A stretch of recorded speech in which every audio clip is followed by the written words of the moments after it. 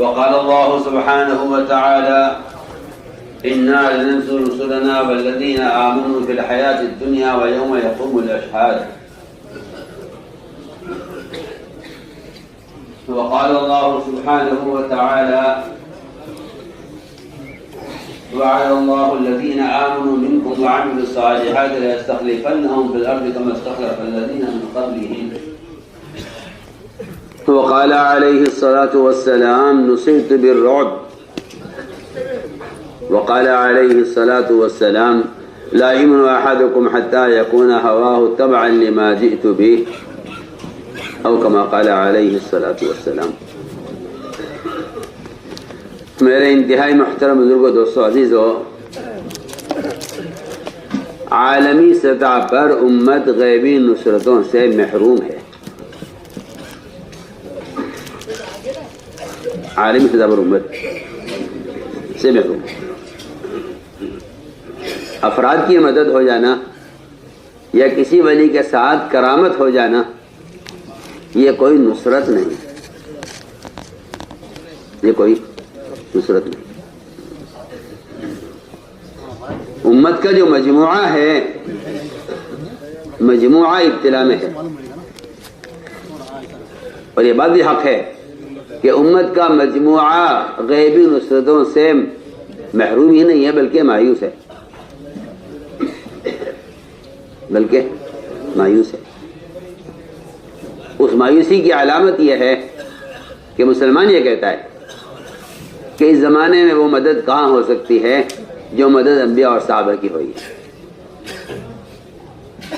یہ مایوسی کی علامت ہے کہ مسلمان کی زبان پر یہ بات آئے یا اس کے دل میں یہ خیال آئے کہ اللہ تعالیٰ اس زمانے کے مسلمانوں کی وہ مدد نہیں کریں گے جو انبیاء کی ہے. یہ مایوسی ہے، جبکہ عام اعلان یہ ہے قرآن کا کہ ہم قیامت تک آنے والوں کی، مسلمانوں کی مدد انبیاء کی طرح کریں گے.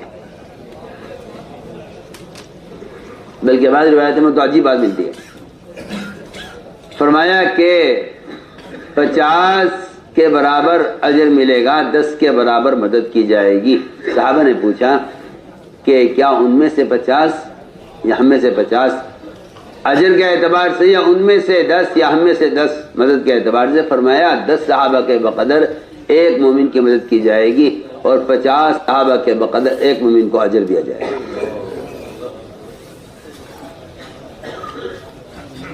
کیا وجہ ہے اس کی؟ بعض روایتیں ہیں ایسی، بعض روایتیں ایسی ہیں حضور اکرم صلی اللہ علیہ وسلم نے ان میں بعد میں آنے والوں کا درجہ بہت اونچا بتلایا ہے اور ان کی فضیلت کو بڑھایا ہے. کہیں تو آپ صلی اللہ علیہ وسلم نے صحابہ کو ساتھی اور بعد میں آنے والوں کو بھائی کہا ہے تاکہ بعد والے اس احساس سے کمتری کا شکار نہ ہوں کہ ہمیں تو وہ زمانہ ملا نہیں. بلکہ ایک صحابی نے تمنا کی، ایک صاحب نے تمنا کی کاش ہم نے آپ صلی کا زمانہ دیکھا ہوتا، کاش ہم بھی غزوات میں شریک ہوئے ہوتے، کاش ہم نے بھی فرشتوں کا اترنا اور غیبی مددوں کا نزول ہم دیکھتے.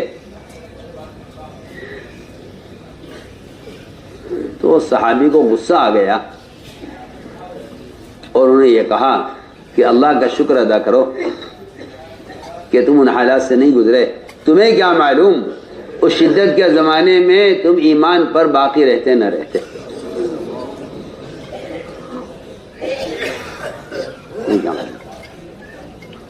اس شدت کے زمانے میں تم ایمان پر باقی رہتے نہ رہتے.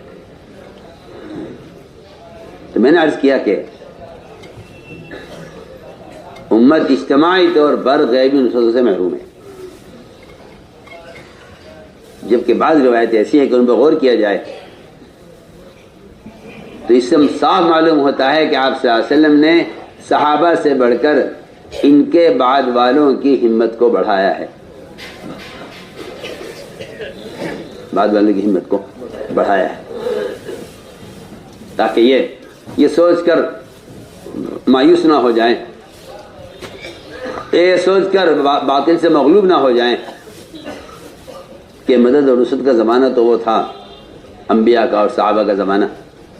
اس لیے قرآن نے صاف کہا ہے کہ ہم انبیاء کی طرح مدد قیامت تک ساری ایمان والوں کی کریں گے جس طرح نبیوں کی ہے۔ تو مجھے عرض کرنا ہے کہ اس غیبی نصرت کے نزول کے کیا اسباب تھے؟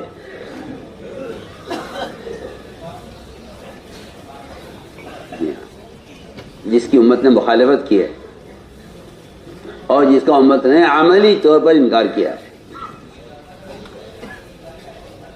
وہ تین اسباب نصرت ہیں۔ وہ تین اسباب نصرت ہیں۔ تین اسباب نصرت ہیں: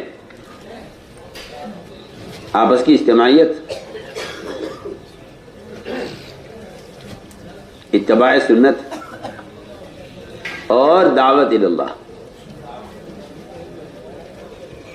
اگر امت ان تین کاموں کو چھوڑ دے، میں خدا کی قسم کھا کر کہتا ہوں آپ کی مقبول عبادتوں سے بھی آپ کی مدد نہیں کی جائے گی۔ مولانا صاحب کا بیان انہی الفاظ کے ساتھ ہے: اگر تمہاری عبادتیں، تمہارے نفلیں اور تمہاری تلاوت عرش کو پہنچ جائے اور تمہاری دعائیں عرش تک پہنچ جائیں، اللہ کی غیبی مدد نہیں آئے گی اگر آپس کی اجتماعیت نہیں ہے۔ یہ تین چیزیں میں عرض کرنا چاہتا ہوں کہ قرآن نے اس کو خوب کھولا ہے، اگر کوئی غور کرے کہ سب سے پہلا جو سبب نصرت ہے وہ اجتماعیت ہے۔ اجتماعیت کیا ہے؟ اجتماعیت کہتے ہیں امت کے درمیان سے علاقائیت اور قومیت اور رنگ اور زبان کی نسبتیں ختم ہو جائیں، اس کو امت کا جمع ہونا کہتے ہیں۔ اس کو امت کا جمع ہونا کہتے ہیں۔ رنگ، زبان، قوم اور علاقہ، یہ چار فرماتے تھے کہ یہ چار رگیں ہیں، یہ چار رگیں ہیں، جب تک یہ نہیں کٹیں گی اس وقت امت میں اس طرح اضطراب رہے گا جس طرح جانور کی اگر ذبح کرنے میں یہ چار رگیں نہ کٹیں تو اس کے ہاتھ پیر اور اس کے اعضاء میں اضطراب اور بے چینی رہتی ہے، وہ ہاتھ پاؤں مارتا رہے گا جب تک یہ چار رگیں کٹیں گی نہیں۔ یہ حضرت کے بیان سے مثال عرض کر رہا ہوں کہ یہ چار رگیں کٹنی چاہیے: قوم، علاقہ، رنگ اور زبان۔ حضور اکرم صلی اللہ علیہ وسلم نے تمام انبیاء کے میدان محنت سے ہٹ کر جو آپ نے اپنا میدان محنت قائم کیا ہے، اس میں ان چاروں نسبتوں کو ایسا رگڑا ہے اور ایسا ذبح کیا ہے اور اس کے لیے مستقل ایک عملی کوشش کی ہے۔ اس کے لیے ایک عملی کوشش کی، اس کے لیے آپ نے ایک عملی کوشش کی ہے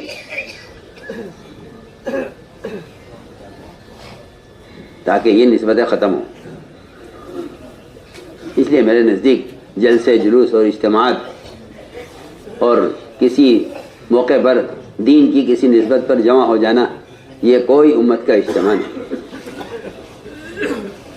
یہ کوئی اجتماع نہیں۔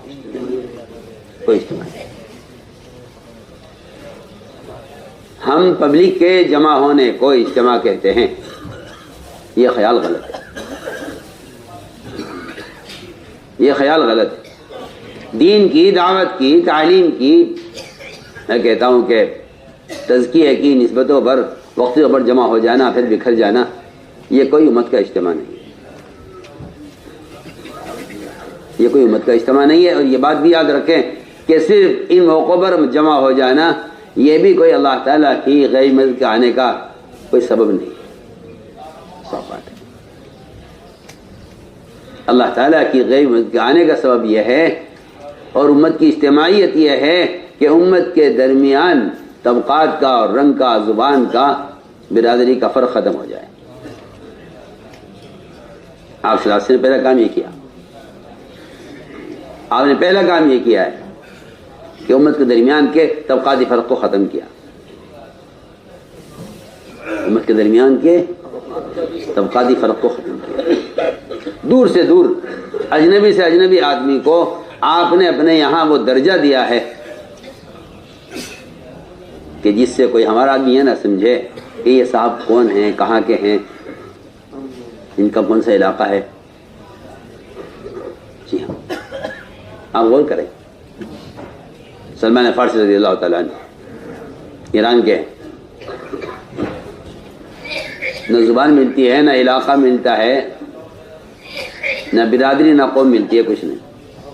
تمام صحابہ میں یہ ہیں صرف جن کو آپ نے اہل بیت کا لقب، اہل بیت کا شرف دیا ہے. جی تمام صحابہ میں کسی کو شرف نہیں ملا، بہت قریب والوں کو بھی نہیں ملا.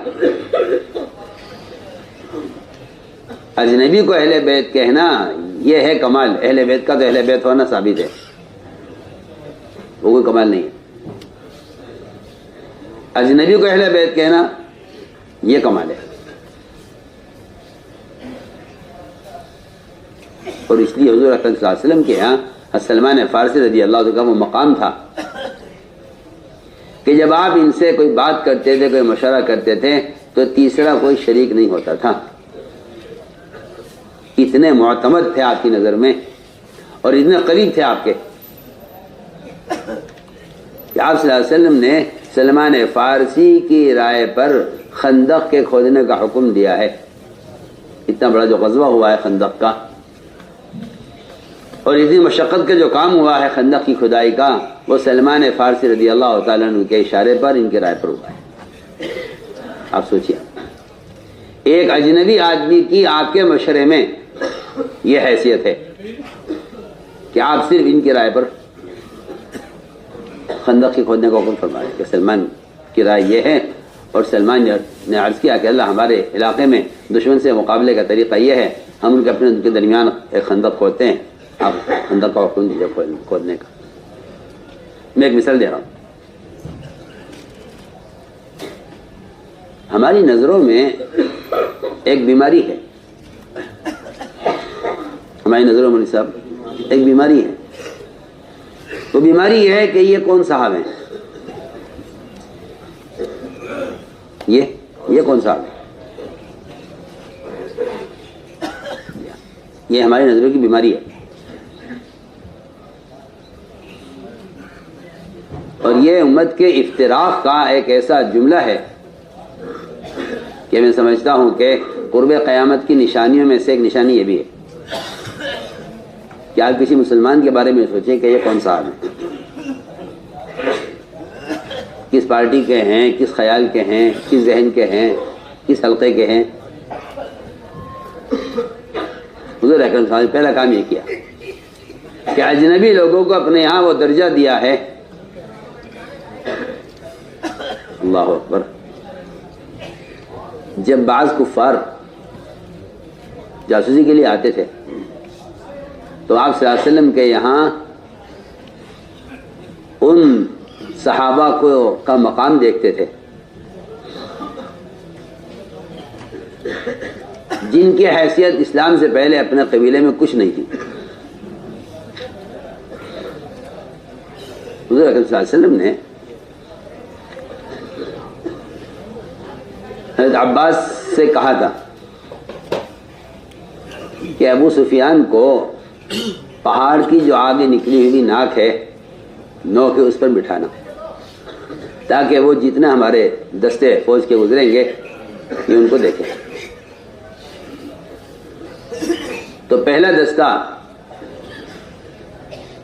جو لے کر گزرے وہ عمر رضی اللہ تعالیٰ تھے. تو ابو سفیان نے دیکھ کر یہ کہا، عباس یہ عمر ہے جو اتنا بڑا فوج کا دستہ لے کر اور ان کا امیر بن کر چل رہا ہے، اس کی تو ہمارے زمانے میں کوئی حیثیت نہیں تھی، اس کو محمد نے کہاں پہنچا دیا. یہ میں ایک مثال اس کی دے رہا ہوں آپ کو کہ یہ تو ہمارے زمانے میں ہمارے مشہور تھا کہ اگر کوئی اونٹ اسے دیا جائے گا تو یہ اس اونٹ کو بھی ضائع کر دے گا. اس کی صلاحیت اونٹ چرانے کی بھی نہیں ہے. لیکن ان کے یہاں آ کر یہ آدمی اتنے عزت والا بن گیا.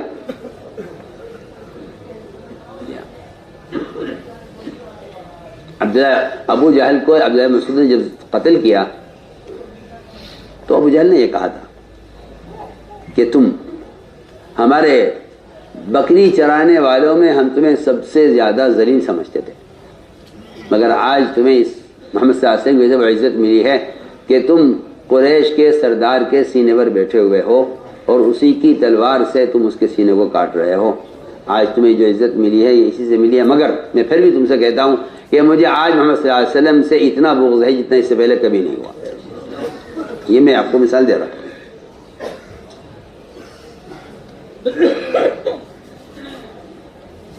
میری بات بہت توجہ سننی پڑے گی کہ حضور اکرم صلی اللہ علیہ وسلم کے یہاں جو سب سے بنیادی کام ہوا ہے وہ یہ کہ آپ نے اجنبی لوگوں کو اپنے یہاں درجہ اور مقام دیا ہے. یہ ہے امت بنانے کا اصول اور طریقہ. یہاں تک آپ مل دیں گے ابو بکر صدیق رضی اللہ تعالیٰ عنہ کے خطبات میں کہ اگر کوئی شخص کسی کو امیر بنانے کی رائے دیتا ہے اپنے ذاتی تعلق کی بنیاد پر تو اللہ تعالیٰ اس کے نہ فرض قبول کریں گے نہ نفل قبول کریں گے. فرشتے اور مسلمان پر لعنت کریں گے اور اللہ ایسے لوگوں کو اوندھ منہ جہنم میں ڈالیں گے. سوچیے. میں سمجھتا ہوں کہ ابو بکر صدیق رضی اللہ تعالیٰ عنہ کا یہ جملہ اللہ اکبر، میں سمجھتا ہوں کہ یہ امت کے بنانے کا ایک ایسا بنیادی اصول ہے کہ اگر تم نے یہ دیکھا کہ یہ آدمی اپنا ہے، اس کو منصب دے دیا جائے یا اس کو عہدہ دیا جائے تو پھر اس سے فرقے بنیں گے، امت نہیں بنے گی. میں آپ سے بہت ہی گہری مثال عرض کر رہا ہوں کہ اگر کوئی شخص دین کی کسی بھی ذمہ داری میں اپنے تعلقات کی بنیاد پر کسی کو آگے بڑھاتا ہے تو اس کا مطلب یہ ہے یہ جو سخت بات فرمائی ہے کہ اللہ تعالیٰ ان کے فرائض ان کے نوافل قبول نہیں کریں گے اور ملائکہ سے لے کر مسلمان تک صرف لعنت کریں گے اور اللہ اس کو اوندھ منہ جہنم میں ڈالیں گے. اس کی اتنی سخت بات کی کیا وجہ ہے؟ کہتے ہیں سخت بات کی وجہ یہ ہے کہ اس سے فرقے بنیں گے، امت نہیں بنے گی. امت کے بننے کے لیے تو بات یہ ہے کہ اگر یہ آدمی آپ کے علاقے، آپ کے قوم، آپ کے رنگ کا، آپ کی زبان کا نہیں ہے تو آپ یہ مت سوچئے کہ ایسے آدمی کو کیا آگے بڑھانا جو ہم میں سے نہیں ہے. جو ہم میں سے نہیں ہے وہ اپنے آدمی کو آگے بڑھاؤ تو کل کو آپ کے سپورٹ ملے گی، کل کو آپ کی مدد ہوگی، کل کو آپ کے ساتھ دینے والے لوگ ہوں گے. میں آپ سے کہنا چاہتا ہوں یہ بات کفار کہا کرتے تھے کہ محمد نے باہر کے لوگوں کو جمع کیا ہے، اگر ہمیں ساتھ رکھتے تو ہم ان کی مدد کرتے. انہوں نے اوباش لوگوں کو ساتھ رکھا ہے اپنے. یہ سب باہر کے ادھر ادھر کے لوگ جمع کیے ہیں. جی ہاں، ان کو اوباش کہتے تھے، ان کو اوباش کہتے تھے. یعنی میں آپ سے کہنا چاہتا ہوں کہ اجنبی لوگوں کو آگے بڑھانا اور ساتھ لینا، اس پر اشکال کفار کو ہوتا تھا. اس پر اشکال اعتراض پڑھیے، آپ روایت پڑھیے، آپ سیرت پڑھیے تو آپ کو پتہ چلے.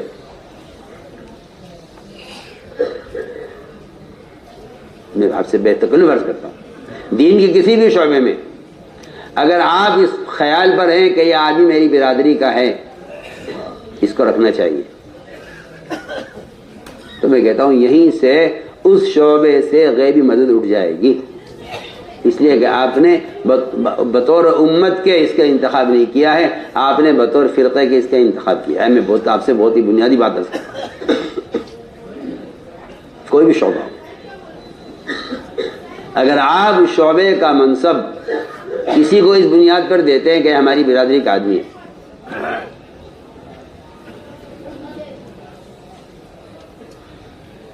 اتنا ارادہ بھی وہ اللہ کی غیر مدد کو روک دے گا۔ وجہ اس کی یہ ہے کہ امت کے بننے کا راستہ یہ نہیں۔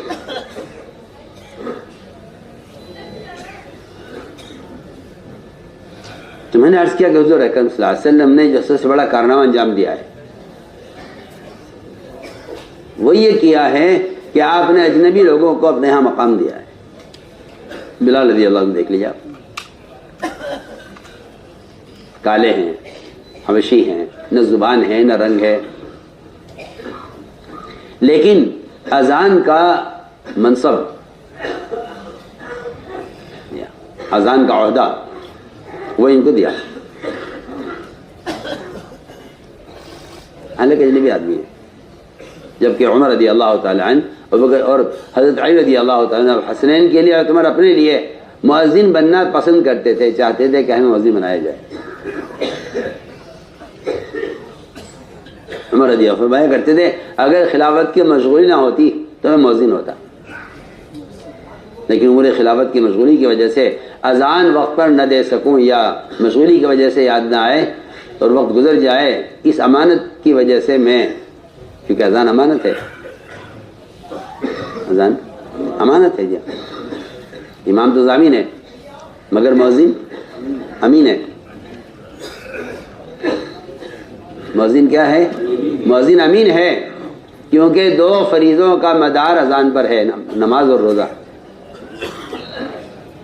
نماز روزے کا مدار اذان پر ہے، اس لیے مؤذن کو امین کہا ہے۔ تو فرمایا کہ میں دل چاہتا تھا کہ مؤذن ہوتا، مگر خلافت کے مشغول کی وجہ سے میں اذان نہیں لیتا اپنی زندگی۔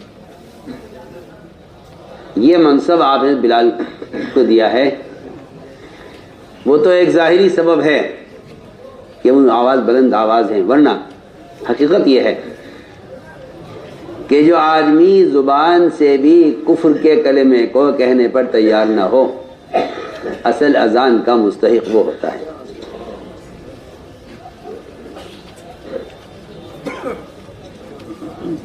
ہم تو ایسا مؤذن تلاش کرتے ہیں جس کی آواز اچھی ہو، حالانکہ اچھی آواز کا مؤذن ہونا کہیں ثابت نہیں ہے۔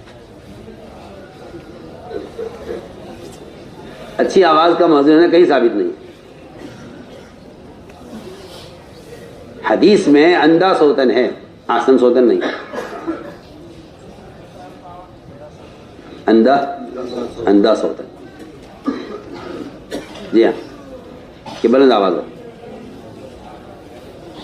اور میں سمجھتا ہوں کہ بلند آواز ایک ظاہری سبب ہے کہ لوگوں تک آواز پہنچے، لیکن بلال رضی اللہ تعالیٰ عنہ کا اللہ تعالیٰ کی توحید پر جمنے میں جو تکالیف انہوں نے برداشت کی ہیں، جبکہ باقی جو کفار ہوتے تھے وہ کفریہ کلمات زبان سے کہہ کر جان بچا لیا کرتے تھے، جتنا جو کافر ان سے کہا کرتے تھے وہ اس کا اعتراف کر لیا کرتے تھے، دل ان کا مطمئن ہوتا تھا ایمان کے ساتھ، زبان سے کفریہ کلمہ کہہ کے چھٹی ہو جاتی تھی۔ ان کے ساتھ دو مسئلے تھے، ایک تو ان کا کوئی قرابت دار نہیں جو ان کو بچائے، اجنبی آدمی ہے، اور دوسری بات یہ تھی کہ یہ زبان سے بھی کفریہ کلمہ کہنے پر تیار نہیں ہوتے تھے۔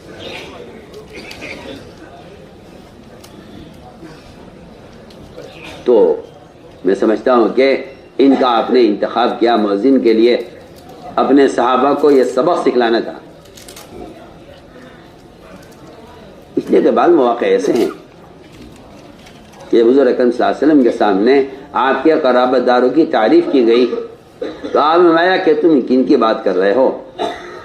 آج تو میدان میں جو کارنامہ فلاں نے انجام دیا ہے، حضرت علی رضی اللہ عنہ کی شجاعت مشہور ہے، حضرت علی کی شجاعت مشہور ہے، لیکن جب غزوے کے بعد کارگزاری ہوئی اور صحابہ کرام نے علی رضی اللہ تعالیٰ عنہ کے میدان میں کارناموں کا تذکرہ کیا اور یہ کہا کہ آج تو علی نے جو کام کیا ہے، حالانکہ قرابت بھی ہے اور داماد بھی ہیں اور سب کچھ ہے، شجاعت بھی ہے، تو آپ نے فرمایا نہیں علی نے کیا کام کیا؟ جو کام ابو دجانہ نے کیا ہے. بتائیے کہاں علی رضی اللہ تعالیٰ عنہ، کہاں ابو دجانہ؟ پر آپ نے فرمایا صحابہ سے نہیں علی نے کیا کیا کام جو ابو دجانہ نے کیا ہے. آج تو میدان میں جو کام ابو دجانہ نے کیا وہ کسی نے نہیں کیا. آپ نے حضرت علی کی تعریف کرنے والوں کے سامنے بجائے حضرت علی کی تعریف سے خوش ہونے کے ان کے جواب میں ابو دجانہ کی تعریف کی. اتنے سے جملے پر جبریل آسمان سے اتر کر آئے اور آپ کے کان میں آ کر یہ کہا کہ بے شک آپ کے اخلاق کا یہی تقاضا ہے کہ آپ اپنوں کے ہوتے ہوئے پرائے آدمی کی تعریف کریں. اپنے کو ہوتے ہوئے یہاں کوئی پرائی کی تعریف کرتے تو لوگ اعتراض کرتے ہیں. یہاں کوئی پرائی کی تعریف کر دے تو لوگ اعتراض کرتے ہیں.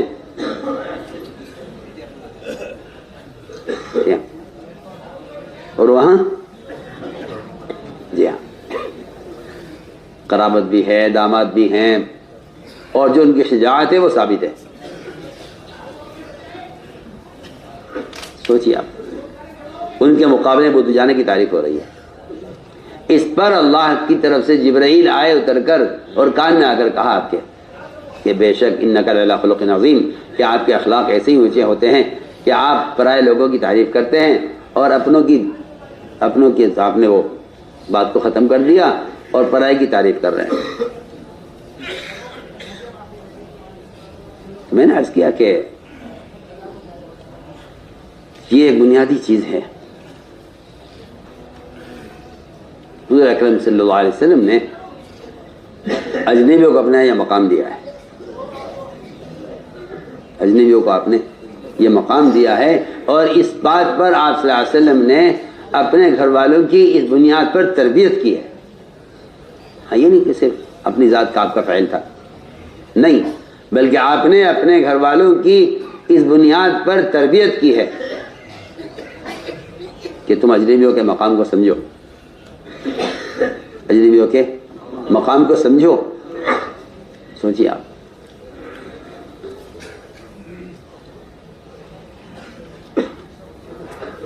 اسامہ رضی اللہ تعالیٰ عنہ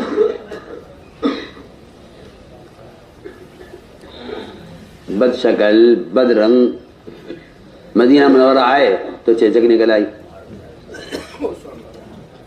کیا نکل آئی؟ چیچک. اس سے چہرہ اور بد شکل ہو گیا. تو داخل ہو رہے تھے آپ کے روزہ مبارک میں، پیر اٹکا، ٹھوکر لگی چوکھٹ میں اور زمین پہ گرے، ان کی پیشانی پر زخم آ گیا. پیشانی پر زخم. اب ایک آدمی ہے، بچہ ہے کوئی کسی کا، نہ ہمارے علاقے کا ہے، نہ ہماری قوم کا ہے، نہ ہماری زبان کا ہے، نہ ہمارے رنگ کا ہے، اور آ گیا، گر گیا. کیا بات ہے؟ عائشہ سے کہا عائشہ جلدی اٹھو اور اس کا منہ صاف کرو، اس کی ناک صاف کرو، اس کا خون بہ رہا ہے، اسے صاف کرو. عائشہ کہتی ہے مجھے گھن آئی کہ اس کی ناک میں کیسے صاف کروں گی، اور میں اس کا منہ کیوں صاف کروں، میں اس کا خون کیوں صاف کروں. آپ اٹھے اور آپ صلی اللہ علیہ وسلم نے اپنے ہونٹوں سے ان کے زخم کا خون چوسا. عائشہ کو دکھلانا چاہتے تھے کہ ہمارے یہاں ایک اجنبی بچے کا یہ مقام ہے.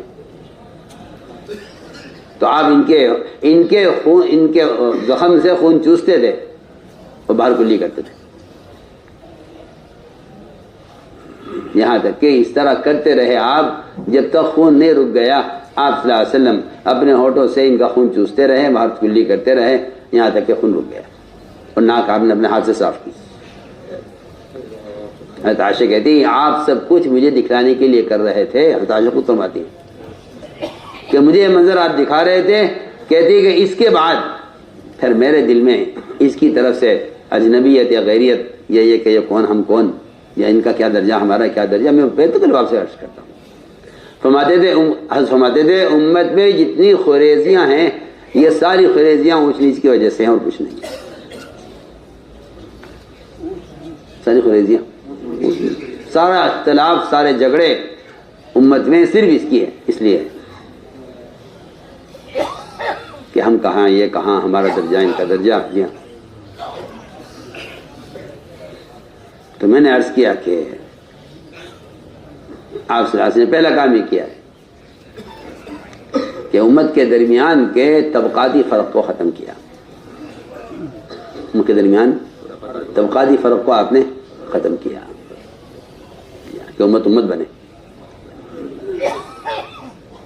تو کہیں برادری کی بات آ جائے گی، کہیں رنگ کی بات آ جائے گی، اور کہیں زبان کی بات آ جائے گی. ہم اہل زبان ہیں، ہم اہل زبان ہیں. ایک حلقے میں سہیل، سلمان، بلال رضی اللہ عنہ اجمعین اور دوسرے کچھ اوس و خزرج کے لوگ بیٹھے ہوئے تھے. معاذ بن جبل رضی اللہ تعالیٰ عنہ اسی حلقے میں تھے. قیس بن مطاطیہ نے آ کر یہ کہا، خزرج کے تھے، انہوں نے کہا بھائی تم لوگ تو یہاں کے ہو نہیں، باہر سے آئے ہو، تمہاری زبان بھی ہماری زبان نہیں ہے، تو تم محمد صلی اللہ علیہ وسلم کی اس دعوت کے فریضے میں وہ مدد نہیں کر سکتے. تمہاری کیونکہ زبان نبی کی زبان کے مطابق نہیں ہے، دو مدد ہم کر سکتے ہیں کیونکہ ہم ان کی زبان والے ہیں، تم ان کی زبان والے نہیں. یہ جملہ کہہ دیا قیس بن مطاطیہ نے، اور اس پر ان حضرات کی تحقیر کی اور یہ کہا کہ تم کام کے اہل نہیں ہو، تو تم وہ کام نہیں کر سکتے جو ہم کر سکتے ہیں، کیونکہ ہماری زبان نبی کی زبان ایک ہے، تمہاری زبان نبی کی زبان سے نہیں ہے. اس پر معاذ بن جبل رضی اللہ تعالیٰ عنہ نے اس بات کو محسوس کیا اور یہ کہا کہ ایسی بات کہنا کسی اجنبی کے لیے یہ تو ہرگز مناسب نہیں ہے کہ یہ اپنی زبان کی وجہ سے ان کو حقیر سمجھتے ہیں، کیونکہ ان کی زبان عربی زبان نہیں ہے اور ہماری زبان عربی زبان ہے.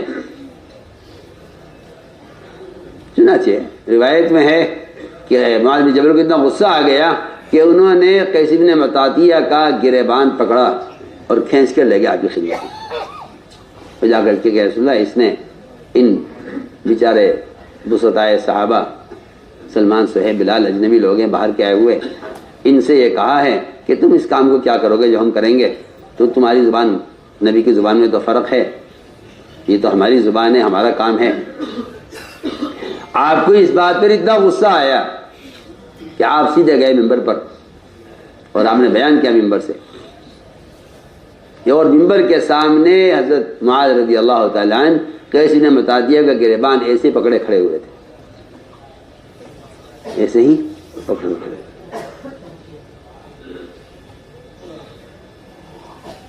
چنانچہ آپ نے بیان فرمایا ممبر سے، فرمایا عربی زبان نہ تمہاری ماں ہے نہ تمہارا باپ ہے، تم نے اس پہ کیوں فخر کیا؟ فرمایا دو زبانوں میں سے ایک زبان ہے، کسی کو انگریزی آتی ہے، کسی کو ہندی آتی ہے، کسی کو اردو آتی ہے، کسی کو عربی آتی ہے، دو زبانوں میں سے ایک زبان ہے.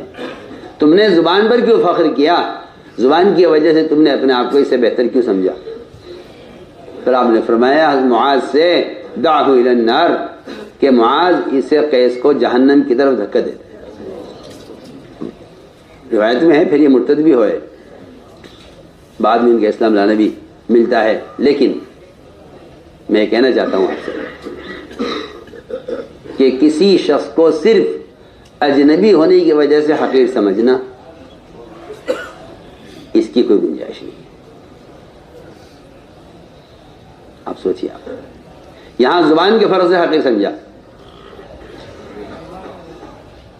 میں عرض کرنا چاہتا ہوں کہ نسبتوں کا خیال کرنا چاہیے، نسبتوں کا خیال کرنا چاہیے، نسبتوں کا خیال کرنا چاہیے. اگر نسبت کا خیال نہیں ہوگا، میں کہتا ہوں امت مجتمع نہیں ہوگی. نسبتوں کا خیال کرنا چاہیے. اللہ اکبر. حضور اکرم صلی اللہ علیہ وسلم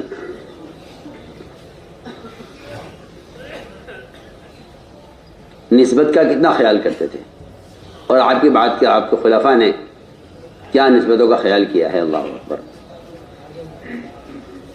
اگرچہ وہ نسبت کسی کافر سے جڑتی ہو، میں عرض کرتا ہوں نسبت کسی کافر سے جڑتی ہو. بدر کے جب قیدی لائے گئے تو حضرت عباس رضی اللہ تعالیٰ عنہ کی رسی اور گرہ بہت سخت باندھی ہوئی تھی. حضرت عباس کی رسی بہت سخت تھی، اور وہ سخت بننے کی وجہ سے رات کو کراہ رہے تھے. ان کے کراہنے کی آواز آپ صلی اللہ علیہ وسلم سن رہے تھے. تو پوری رات آپ سوئے نہیں. چچا ہیں 2 سال میں بڑے بھی ہیں, انہوں نے 2 سال بڑے بھی ہیں, اور اس پوری رات آپ کو نیند نہیں آئی. آپ چاہتے تو حکم دے سکتے کہ عباس کو کھول دو, لیکن آپ نے نہیں فرمایا. کیا بات ہے؟ یہ بات یہ ہے کہ میں اگر اپنوں کی رعایت کروں تو یہ صحابہ جن کی اولادیں, جن کے قرابت دار قید میں ہیں, میں انہیں کیا جواب دوں گا؟ سوچیے آپ, اگر میں اپنے چچا کے لیے ان کی رسی کو ہلکا کروا دوں تو باقی میرے صحابہ ہیں, ان کے سارے قرابت دار قید میں ہیں. میں اپنوں کے لیے رعایت کروں اور ان کے لیے سختی کروں. انصار کو پتہ چل گیا, میں کہہ رہا تھا کہ نسبت کا خیال. انصار کو پتہ چلا کہ آپ صلی اللہ علیہ وسلم رات عباس کی سخت رسی کی وجہ سے, کراہنی کی آواز سے آپ سوئے نہیں. انصار نے آپ سے پوچھے بغیر رسی ڈھیلی کر پھر آ کر عرض کیا انصار نے آپ سے, یا رسول اللہ, ہماری درخواست یہ ہے آپ سے کہ آپ اپنے چچا کا فدیہ معاف کر دیں. کہ اب نسبت کا, انصار نے آپ کی رشتہ داری کا خیال کر کے ایک کافر قیدی کے, حالانکہ فدیہ انصار کا اور مہاجرین کا حق ہے, فدیہ حق ہے, نسبت کا خیال کر کے ایثار کیا, نسبت کا خیال کر کے ایثار کیا, اور یہ کہا کہ ہماری درخواست ہے آپ سے کہ آپ عباس کا فدیہ معاف کر دیں. تو آپ نے فرمایا جواب میں کہ 1 درہم بھی معاف مت کرنا, 1 درہم بھی کم نہ کرنا عباس کے فدیے سے. سوچیے آپ, 1 درہم بھی کم نہ کرنا عباس کے فدیے سے, 1 درہم بھی کم نہ کرنا.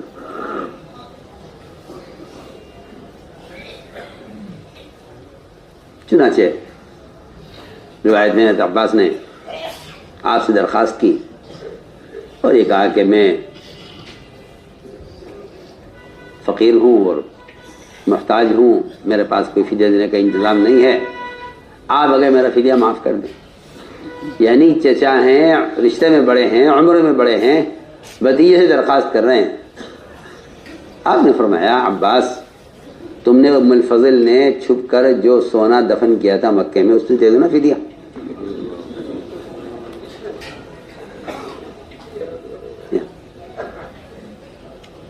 عباس کہتے میرے ام فضل کے علاوہ دنیا میں کسی کو خبر نہیں تھی کہ ہم نے سونا وہاں چھپایا ہوا ہے. عباس کے الفاظ یہ کہ میں جانتا ہوں, میرا اللہ جانتا ہے, میری بیوی, اس کے علاوہ کسی کو خبر نہیں. میں ام فضل نے تم نے مل کر جو سونا چھپایا تھا مکے میں, اس میں سے فدیہ دے دو نا. حضرت عباس کہتے ہیں میں نے اتنی بات سنتے کہا اشہد انک رسول اللہ, نے کہا رسول ہے, میں آپ کی اس خبر پر ایمان لاتا ہوں, آپ پر, کہ آپ کو اس کو سوائے اللہ کے کسی نے نہیں بتلایا, اس لیے میں آپ کی پچھلی ساری وحی کا اعتراف کرتا ہوں. آج میں تو مثال آپ کو دے رہا تھا, اس میں تمہیں کا واقعہ پورا کر دوں. جی ہاں, نسبت کا خیال.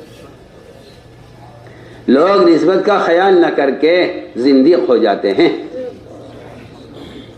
کیا ہو جاتے ہیں؟ زندیق ہو جاتے ہیں. آپ اس کو معمولی بات سمجھ رہے ہیں. گر فرق عظیم نہ کنی زندیقی, اگر آپ خیال نہ کریں نسبت کا, زندیق ہو جانا. اللہ اکبر.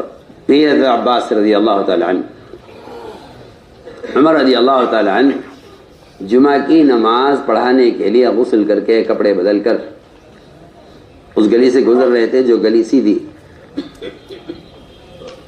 جو ہے باب السلام کی طرف جاتی تھی. اسی گلی میں عباس کا مکان تھا. جمعہ کی نماز تیار، امیر المومنین خطبہ دینے نماز پڑھانے کے لیے چلے. حضرت عباس کے مکان کی چھت پر مرغی کا ایک بچوزہ ذبح کیا گیا ان کے لیے. وہ اس کا خون پر نالے سے نیچے ٹپکا. وہی حضرت عمر گزر رہے تھے، حضرت عمر کے اوپر گرا خون. کیا ہو رہا ہے کہ جی وہ عباس کے مکان کی چھت پر چوزہ ذبح کیا گیا ہے، یہ اس کا خون ہے. حضرت عمر وہیں سے واپس ہوئے اور غصہ آیا کہ یہ راستے میں خون ٹپک رہا ہے، لوگ گزرنے والوں کو تکلیف ہوگی. وہ فرمایا حکم جاؤ اکھاڑ دو، اس کو نکال دیجیے، پھینک دو. حضرت عمر کا حکم تھا. فوراً لوگ چڑھے، انہوں نے اوپر نالا جو لگا ہوا تھا عباس کی چھت پر اسے توڑ کے پھینک دیا. حضرت عمر واپس گئے، جائے کپڑے بدلے. غسل جمعہ کی تاخیر بھی ہوئی. حضرت عمر تیار ہو کر آئے واپس. جمعہ کی نماز کے بعد حضرت عباس کھڑے ہوئے. حضرت کے امین آپ کو پورا حق ہے جو آپ نے کیا ہے، لیکن میں صرف آپ کو اتنا بتانا چاہتا ہوں کہ اس پر نالے کو آپ صلی اللہ علیہ وسلم نے ہاتھ سے لگایا. آپ کا حکم ہے، بات آپ کی معقول ہے. آگے عمر کی تنفیذ تو لازم ہے، اور یہ صحیح بات ہے کہ یہ پر نالا راستے میں ہے، لوگوں کو اذیت ہوتی ہے اس سے. لیکن میں ایک بات کہتا ہوں کہ پر نالا چچا کے احترام میں آپ سے اپنے ہاتھ سے لگایا تھا. تم نے میں عباس جلدی آؤ، ساتھ لے کے گئے اور جا کر یہ کہا عمر نیچے بیٹھے گا تو عمر کے کندھے پہ کھڑے ہو. حضرت عمر نے اپنے کندھوں پر عباس کو کھڑا کیا. تو عباس اس پر نالے کو وہیں رکھو، جائیں پڑے خون گرا کرے اور لوگوں کو تکلیف ہوا کرے، وہ سب برداشت ہے. لیکن محمد صلی اللہ علیہ وسلم کے ہاتھ کا لگایا ہوا ہم آپ کی نسبت کا خیال کریں. اب اس زمانے میں کیا برداشت کروں آپ سے؟ اب کوئی نسبت کا خیال نہیں ہے. امت اس لیے بکھری ہوئی ہے، کوئی نسبت کا خیال نہیں ہے. یہ ہے بات.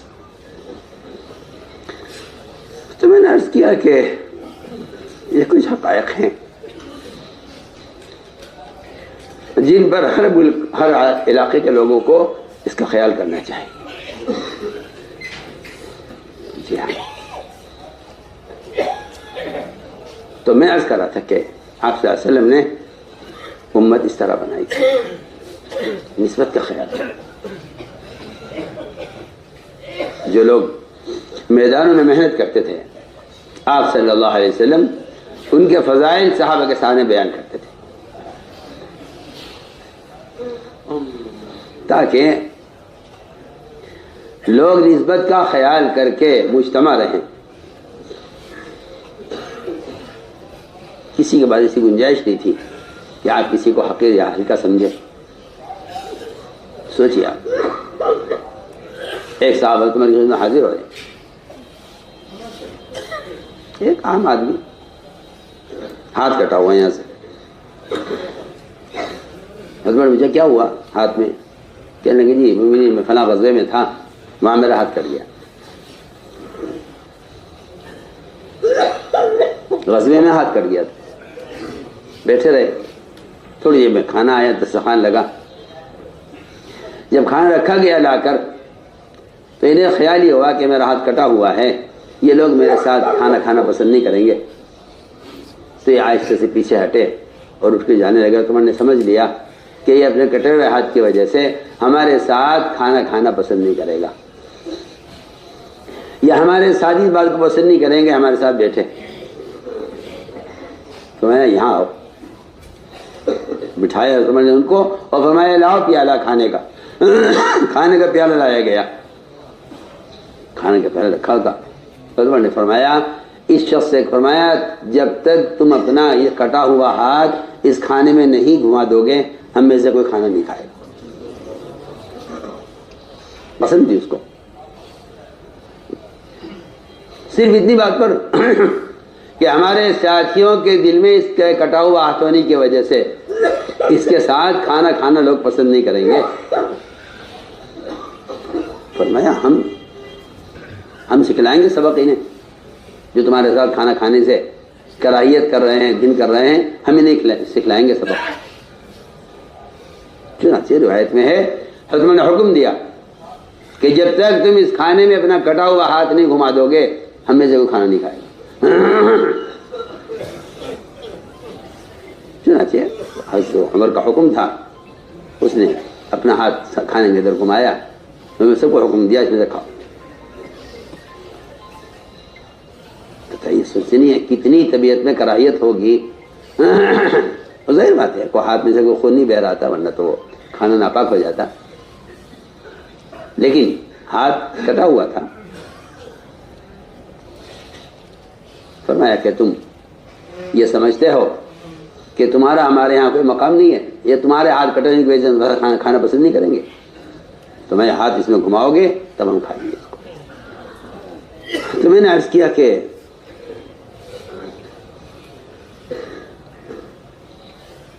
اجنبی لوگوں کا دل بڑھایا جاتا تھا، ان سے کو قریب کر کے ان سے رائے لے کر،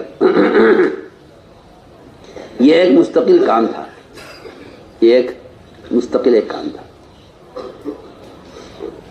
یہی وجہ ہے میں سمجھتا ہوں کہ بہت سے صلاحیتوں والے اجنبی ان کی صلاحیت ضائع ہو جاتی ہے، اس لیے کہ مشورے میں یہ دیکھا جاتا ہے کہ بھئی ہمارے متعلقین کون ہیں، پرانے کون ہیں، جبکہ آپ غور کریں گے کہ حضور اکرم صلی اللہ علیہ وسلم بعض مرتبہ ایک اجنبی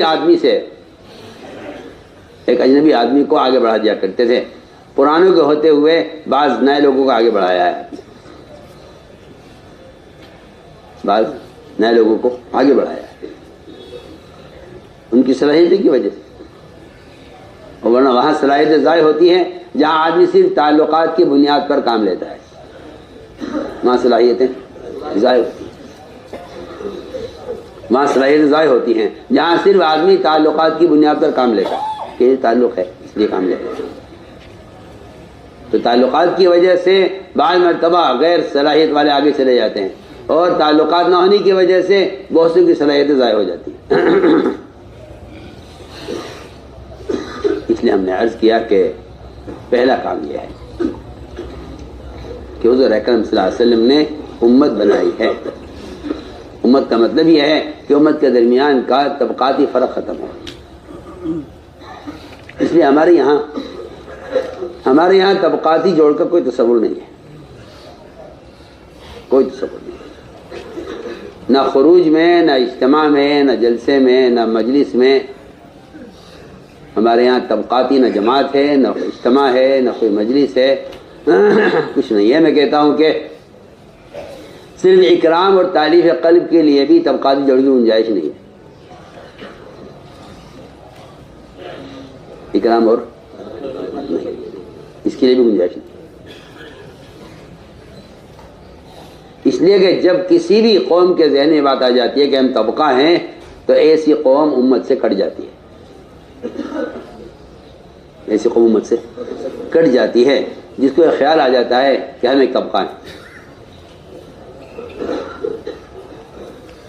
آپ صلی اللہ علیہ وسلم کو اللہ تعالیٰ کی طرف اس پر تنبیہ ہوئی ہے،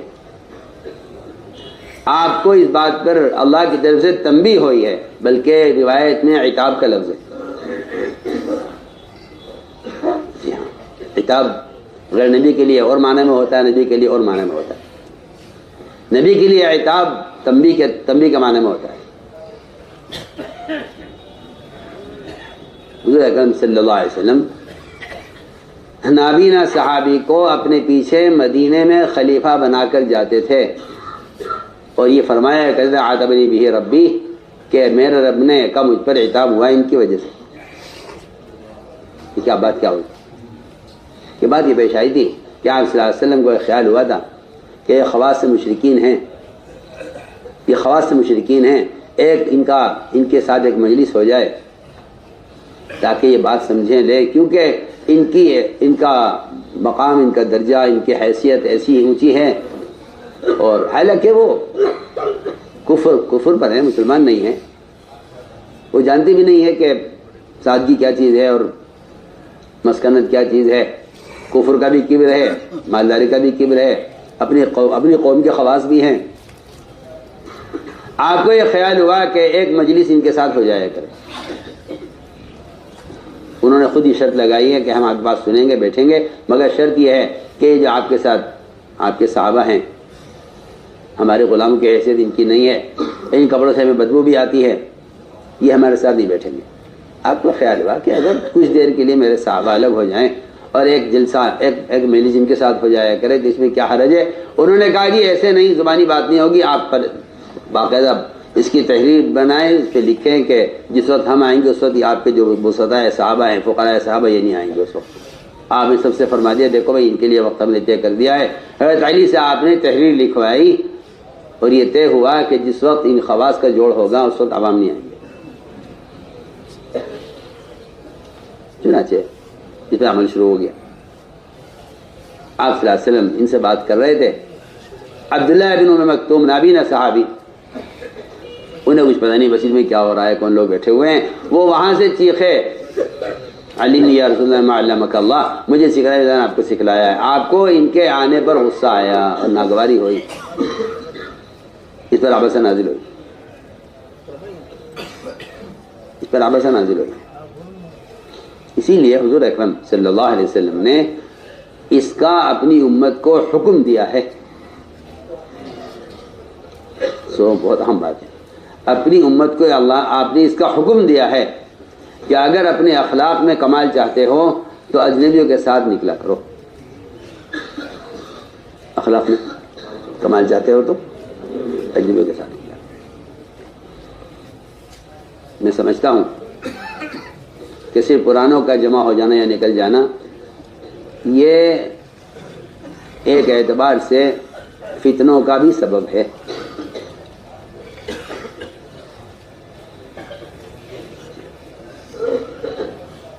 یہ فتنوں کا سبب ہے،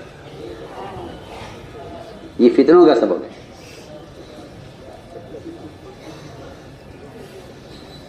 کیا میں آپ سے عرض کروں، جو پرانے حج میں آیا کرتے تھے، پرانے ملکوں سے حج میں آیا کرتے تھے، عمر رضی اللہ عنہ حج ہوتے ہی سارے پرانوں کو سب اپنے ملک میں واپس چلے جاؤ، ٹھہرنا مت، یہاں ٹھہرنا مت. کیا حکمت ہوگی اللہ رسول رضی اللہ تعالیٰ کی. حج کے بعد اعلان ہوتا تھا جتنے پرانے آئے ہیں حج میں جلدی اپنے اپنے ملکوں میں واپس جاؤ، اپنے کام میں لگو. میں آپ سے بہت ضروری بات عرض کر رہا ہوں کہ پرانوں کا جمع ہوتے رہنا یہ بعض مرتبہ عوام پر محنت سے اتنا غافل کر دیتا ہے. جی ہاں، یہاں تک ہو جاتا ہے کہ ان کے سہ روزہ، ان کے چیلے، ان کے 4 مہینے، ان کے گشت، ان کا خروج، وہ بالکل ایک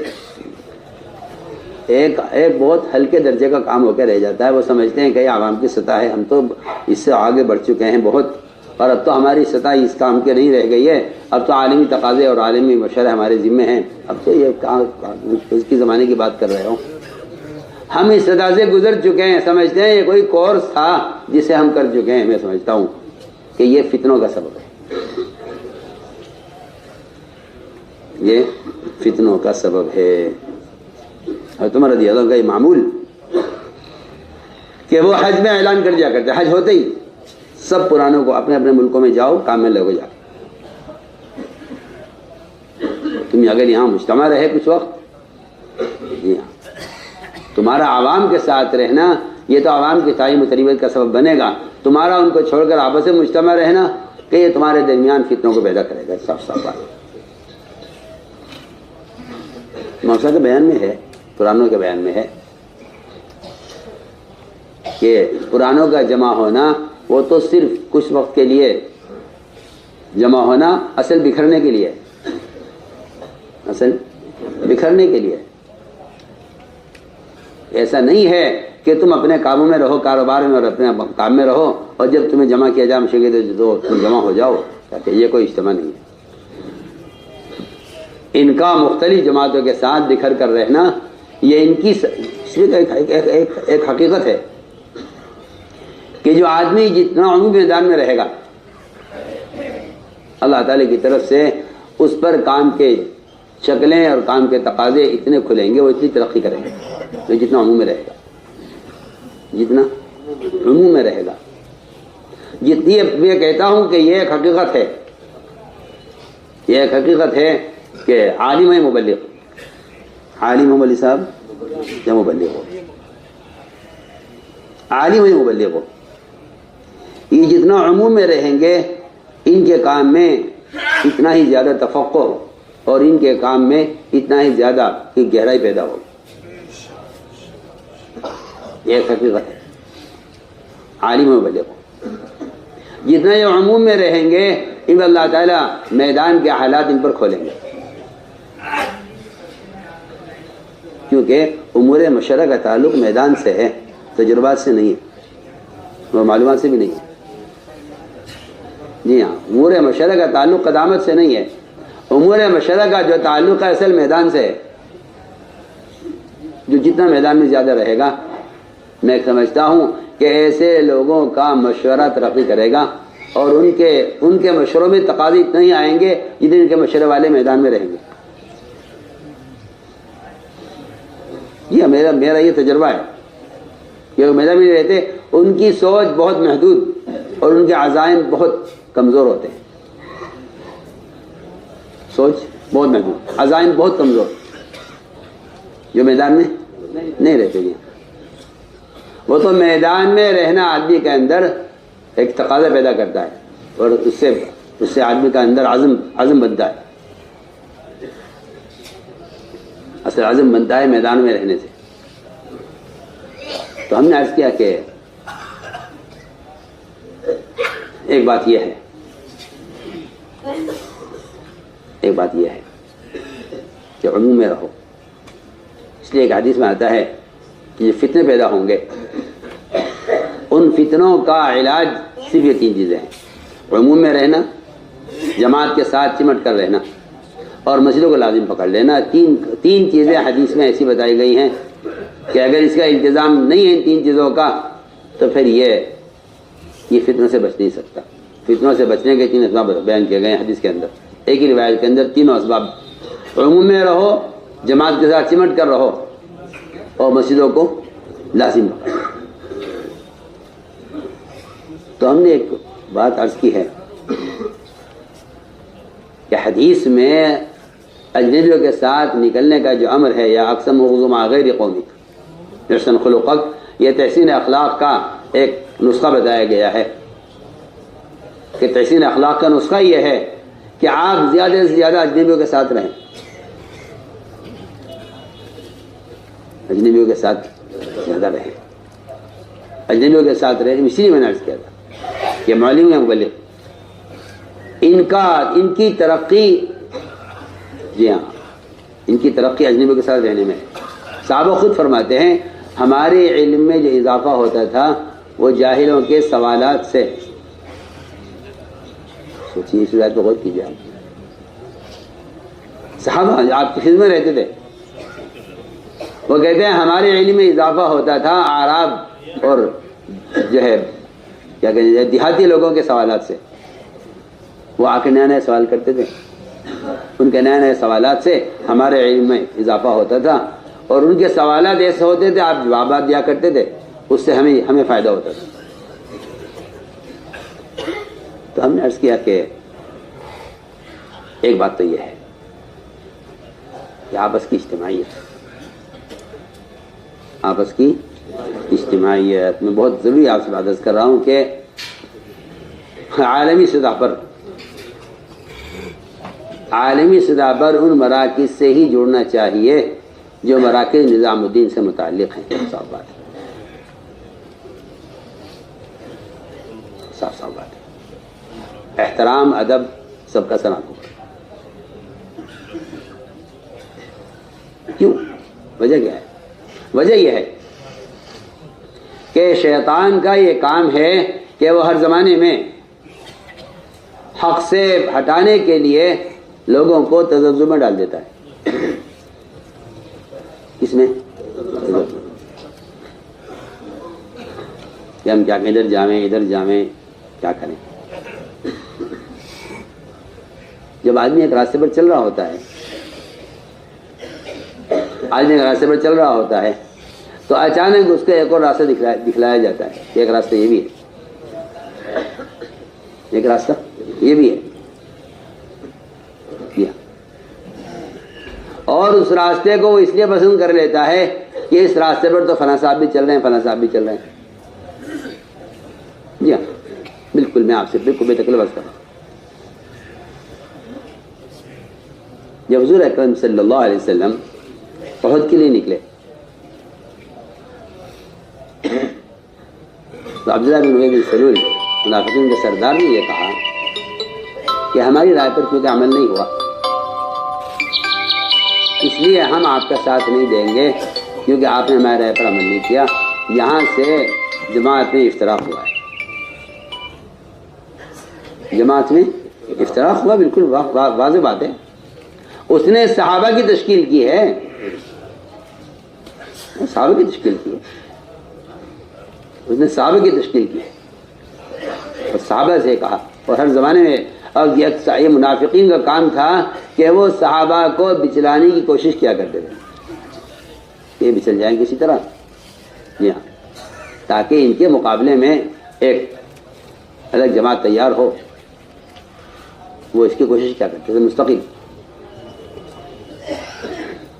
تو کچھ لوگ تذبذب کے شکار ہو کہ دو باتیں پیدا ہو گئی ہیں، ہم ادھر جائیں. جی ہاں، اذ ہم طائفتان منکم ان تفشلا. وہ یہ کہتے ہیں کہ وہ تو اللہ تعالی نے آگے اتنی امید کا لفظ نازل کر دیا واللہ ولیہما، کہ بس اللہ تعالی کی مدد نے اور اس کی دوستی نے ہمیں بچا لیا. جی ہاں، ورنہ ہم قریب تھے کہ ہمارے پیر پھسل جاتے. جی ہاں، تو کہاں جائیں؟ تو قرآن نے بڑا اچھا آسان جواب دیا ہے. قرآن نے یہ کہا ہے کہ آپ کو وہاں جڑنا چاہیے جہاں آپ ہمیشہ سے جڑتے تھے. قدیم مسجد کون سی ہے؟ قرآن اس کا سوال کر رہا ہے. صاف بات، لام تاکید کے ساتھ ہے. لمسجد اسسا علی التقوی من اول یوم، کہ تمہاری قدیم مسجد کون سی ہے؟ محمد آپ کی قدیم مسجد کون سی ہے؟ آپ وہاں جڑیے. حق ان تقوم فیہ. اس لیے کہ افتراق میں کوئی خیر نہیں ہے، یہ قرآن کا فیصلہ ہے. افتراق میں کوئی خیر، افتراق میں کوئی خیر نہیں ہے. اگرچہ آپ کو خیر محسوس ہوتی ہو، اگرچہ آپ کا ارادہ خیر ہو، میں بے تکلف کہتا ہوں کہ ارادہ خیر افتراق خدا کی قسم یہ کسی قیمت پر جمع نہیں ہو سکتا. افتراق اور ارادہ خیر ان کا اجتماع ناممکن ہے. افتراق اور ارادہ خیر یہ جمع نہیں ہو سکتا. افتراق اور ارادہ خیر کبھی جمع نہیں ہو سکتا. اس لیے جہاں اصرار ہوگا رائے پر وہاں افتراق ہوگا. جہاں اصرار ہوگا وہاں افتراق ہوگا. یہ ایک میں کہتا ہوں یہ بالکل قرآن اور جو ہے سیرت کی بالکل یہ بے شمار واقعات ہیں. ایک حقیقت ہے یہ، جہاں اصرار ہوگا وہاں افتراق ہوگا. کہ جنہیں ہماری رائے یہ ہے، ہمارے رائے پر عمل کریں، ہم آپ کے ساتھ ہیں. رائے عمل نہیں کرتے ہم آپ سے الگ ہو جاتے ہیں. یہ کیا بات ہے؟ اعتزال کی اجازت صرف کھلے کفر پر ہے. صرف کھلے کفر پر اعتزال کا حکم ہے.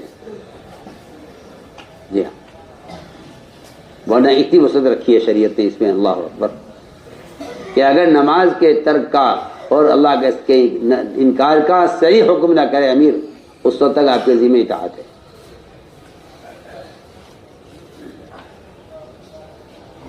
تو میں نے عرض کیا کہ افتراق اور ارادہ خیر یہ دونوں چیزیں جمع نہیں ہو سکتی، کبھی جمع نہیں ہو سکتی. قرآن نے صاف انکار کیا ہے اس کا. قرآن نے اس کا انکار کیا ہے بالکل، اور اس کو قرآن نے سب سے بڑا جھوٹ کہا ہے. جی سب افتراق میں خیر کا نظر آنے کو قرآن یہ کہتا ہے واللہ یشہد انہم لکاذبون، کہ اللہ اس بات پر گواہ ہے کہ یہ جھوٹے ہیں. اس کی وجہ یہ ہے کہ افتراق کے اندر کوئی خیر نہیں، افتراق میں کوئی خیر نہیں ہے. ورنہ انہوں نے تو سارے خیر کے چاہنے کے لیے ساری تاکیدات جمع کر لی تھی. لام تاکید کا، حلف تاکید کے لیے، لام تاکید کے لیے، حلف تاکید کے لیے، نون تاکید کے لیے، اور ان اور اللہ نفی اور استثناء یہ بھی تاکید کے لیے ہوتا ہے. یہ 4 تاکیدات جمع کر کے کہا تھا کہ ہم تو خیر چاہتے ہیں. اللہ نے فرمایا کہ نہیں، یہ افتراق کے ساتھ آدمی خیر چاہے یہ نہیں ہو سکتا. آدمی بے شک خیر چاہے آدمی خیر چاہتا ہے، ضرور چاہے، لیکن افتراق کے ساتھ خیر چاہے، افتراق کے ساتھ خیر چاہے یہ نہیں ہو سکتا. چاہے کوئی، میں کہتا ہوں کوئی کتنا بھی مخلص کیوں نہ ہو، لیکن افتراق کے ساتھ نہیں ہوگا. بعض مرتبہ آدمی کو کسی رخ پر خیر اور فائدہ نظر آتا ہے. اللہ عبداللہ مسعود فرماتے ہیں رضی اللہ تعالی عنہ، وہ تمام ناگواریاں، دشواریاں اور تکلیفات، تکالیف جو تمہیں پیش آ رہی ہیں، آپس کی اجتماعیت میں جو تمہیں پیش آ رہی ہیں، وہ بہت بہتر ہیں ان تمام خیروں سے جو خیر تمہیں افتراق میں نظر آ رہی ہے. میں کہتا ہوں کہ یہ عبداللہ مسعود کا ایک ایسا اصول ہے، امت کے اجتماع کا ایک ایسا اصول ہے یہ، کہ جتنی تمہیں ناگواریاں پیش آ رہی ہیں اجتماعیت میں، وہ بہت بہتر ہیں ان تمام خیروں سے جو خیر افتراق میں نظر آ رہی ہے. سوچئے. تو میں نے عرض کیا کہ ایک بات تو یہ ہے، دوسری بات یہ ہے کہ اللہ تعالیٰ نے اپنی غیبی نصرت اور مدد، جس سے آپ سے حاصل کی مدد کی ہے، وہ مدد کا دوسرا سبب وہ اتباع سنت ہے. وہ اتباع سنت. اس معاملے میں اللہ مجھے معاف فرمائے، کام کرنے والوں کو اس معاملے میں کمی نظر آتی ہے، کیونکہ جو لوگ گنجائشی تلاش کرتے ہیں اور رخصت تلاش کرتے ہیں، جو آدمی جتنا رخصت تلاش کرے گا اس کے لیے سنتیں اتنی بھاری ہوتی چلی جائیں گی. مجھے اس بات پر حیرت ہے، مجھے اس بات پر انتہائی حیرت ہے کہ لوگوں نے یہ مزاج بنایا کہ فرائض میں تو آپ کے لیے اجبار ہے، سنتوں میں اختیار ہے. فرائض میں اجبار، سنتوں میں اختیار. جی ہاں، میں کہتا ہوں حماقت ہے، حماقت ہے، حماقت کہ فرائض میں اجبار، سنتوں میں اختیار. کیا آپ دیکھ لو، اگر موقع ہو، طبیعت ہو، موقع ہو، حالات ہوں، ماحول ہو، اور کوئی آدمی آپ کو اس میں کوئی دشواری پیش نہ آ رہی ہو، جی ہاں، اس میں آپ کو کوئی دشواری پیش نہ آ رہی ہو تو آپ سنت پر عمل کیجیے. جی ہاں، ورنہ میں آپ سے بے تکلف کہتا ہوں، میرے اس پر پورا یقین ہے، اللہ اکبر، کہ جو جتنی تکلیف کا آدمی فرائض کے لیے مکلف ہے، اللہ کی قسم سنت کے لیے بھی اتنا ہی مکلف ہے. میری بات آپ کو سمجھ نہیں آئے گی، مجھے معلوم.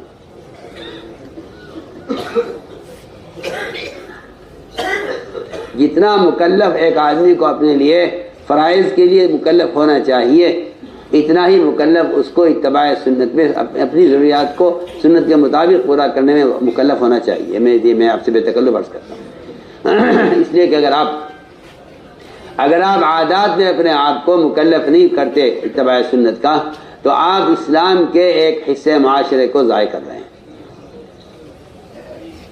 سو بات ہے. کیونکہ جس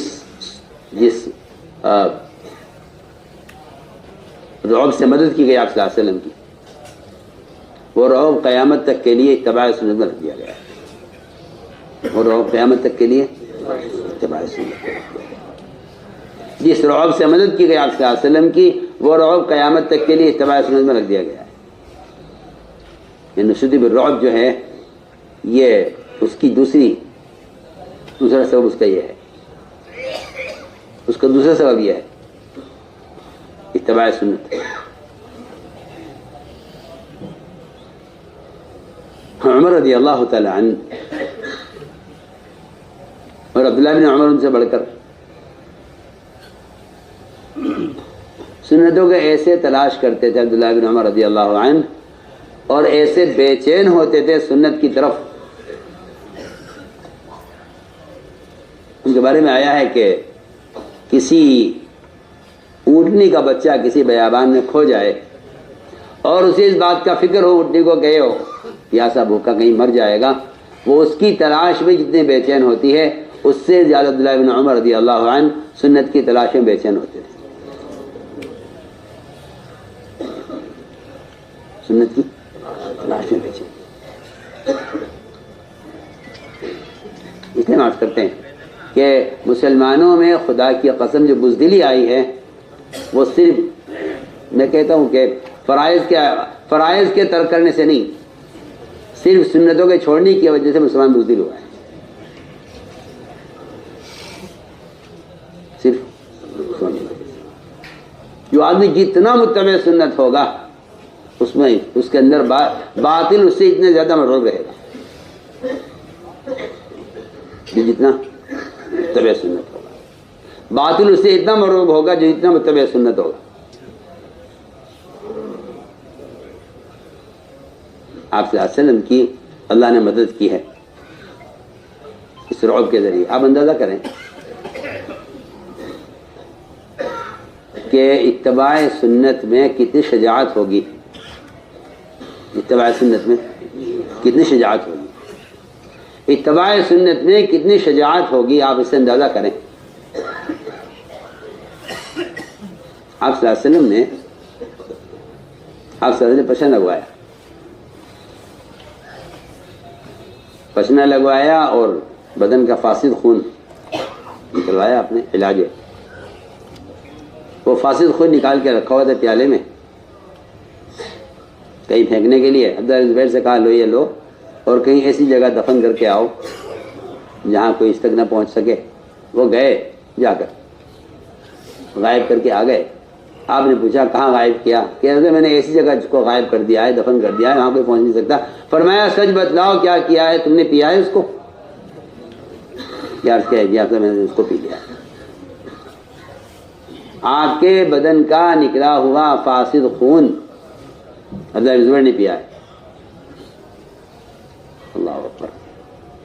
پہلی بات تو یہ ہے کہ اللہ نے جہنم آگ حرام کر دی. آپ نے فرمایا کہ اللہ نے تم پر جہنم کی آگ کو حرام کر دیا ہے، کیونکہ نبی کا خون جہنم میں جائے تو کوئی تصور نہیں کر سکتا اس کا کوئی. دوسری بات یہ ہے کہ آپ کے بدن میں ان کے بدن میں آپ کا فاسد خون پہنچا ہے. اس نے وہ شجاعت دی ہے. اللہ اکبر. کہ پتھر برس رہے تھے اور یہ بے تکلف کھڑے نماز پڑھ رہے تھے، اور یہی بات تھی کہ وہ اس کا اثر تھا کہ وہ ناحق بات کے لیے تیار نہیں. میں کہتا ہوں آپ سے، جو آدمی جتنا متبع سنت ہوگا، اگر محمد صلی اللہ علیہ وسلم کے بدن سے نکلے فاسد خون کا یہ اثر ہے، عبداللہ زبیر ناحق مطالبے کے لیے تیار نہیں ہوئے. اس کا فرمایا ولا علین لغیر الحق اسألہ حتی یعلین لضرس المابغ الحجر، کہ یہ تو ہو سکتا ہے کہ چبانے والے کی داڑھ میں پتھر نرم پڑ جائے، یہ نہیں ہو سکتا کہ ابن زبیر کسی ناحق مطالبے کے لیے تیار ہو جائے. یہ نہیں ہو سکتا کہ ہم ناحق بات کے لیے ہم نرم پڑ جائیں. یہ نہیں ہو سکتا. یہ ہو سکتا ہے کہ چبانے والے کی داڑھ میں پتھر نرم پڑ جائے، جو ناممکن بات ہے، لیکن یہ نہیں ہو سکتا کہ ابن زبیر ناحق بات کے لیے نرم پڑ جائے. نہیں. سوچیے آپ صلی اللہ علیہ وسلم کی کا ایک بال آپ کے بدن سے چھوٹا ہوا ایک بال آپ کے بدن سے ٹوٹا ہوا ایک بال، میں آپ کو سنت پر رعب کی مثال دے رہا ہوں، ایک بال آپ کے جسم کا ٹوٹا ہوا، اس کو خالد رضی اللہ تعالیٰ عنہ نے اپنے عمامے کے اندر رکھا ہوا تھا، اپنے وہ اس عمامے کو رکھ کر سر پر جس میدان میں بھی اتر جاتے تھے، صرف آپ صلی اللہ علیہ وسلم کے بال کی وجہ سے اللہ تعالیٰ مدد فرماتے تھے، اور یہ بڑے سے بڑے مجھ پر غالب آ جاتے، بڑے سے بڑے لشکر پر غالب آ جاتے، صرف آپ کے بال کی برکت سے۔ ایک موقع ایسا آیا کہ اچانک نکل گئے اور وہ عمامہ گھر بھول گئے جس میں وہ بال رکھا ہوا تھا، اور کوشش کرتے رہے، فتح نہ ہوئی، اور ایسا موقع آ گیا کہ مشرکین نے گھیر لیا ان کو چاروں طرف سے۔ ان کی بیوی کو خیال آیا کہ ارے یہ عمامہ تو یہاں گھر میں رکھے چھوڑ گئے ہیں، ان کی بیوی نے وہ عمامہ لیا اور اپنے آپ کو اچھی طرح پردے سے ڈھانکا، اور سواری پر گھوڑا پر سوار ہوئی، تلوار ہاتھ میں لی اور سیدھے میدان میں پہنچی، اور اپنے یعنی مشرکی جو نے گھیرا ہوا تھا خالد کو، انہیں قتل کرتی ہوئی آگے بڑھتی رہیں۔